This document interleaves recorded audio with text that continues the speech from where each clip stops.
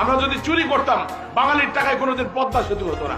আমরা যদি চুরি করতাম আপনাদের ঘরে ঘরে বিদ্যুৎ হতো না। আমরা যদি চুরি করতাম এই যে হাজার হাজার পরিবার যে সমস্ত ভিজিটি কাপ পাচ্ছে, বয়স্ক ভাতা, বিধবা ভাতা 150টা জেলাতে উপজেলাতে শতভাগ করে দেওয়া হয়েছে। আমরা যদি চুরি করতাম মেট্রো রেল হতো না। আমরা চুরি করলে ফ্লাইওভার হতো না।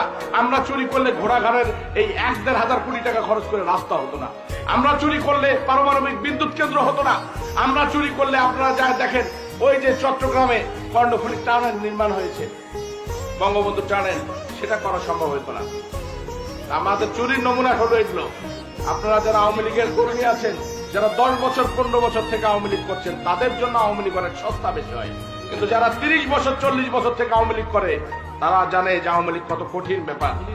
বঙ্গবন্ধুকে সপরিবারে হত্যার পর জাতির জনকের কন্যা 81 সালে যখন দেশে আসছে, উনি একাই সমস্ত দেশে ঘুরে বেড়াচ্ছেন, সমস্ত দেশে মানে ঘিন্ডির মতো ঘুরছে। তারপরে আওয়ামী লীগ আজকের এই মর্যাদা পেয়েছে। তারপরে আওয়ামী লীগ সুসংগঠিত হয়েছে। আওয়ামী লীগের লেবাস পরে, আওয়ামী লীগের সঙ্গে বসবাস করে, আওয়ামী লীগের নেতা হয়ে, আওয়ামী লীগের মানে কি সমস্ত ভোগ দখল করে এসে এখন আওয়ামী লীগকে আপনাদের ট্যাঙ্গা লাগে।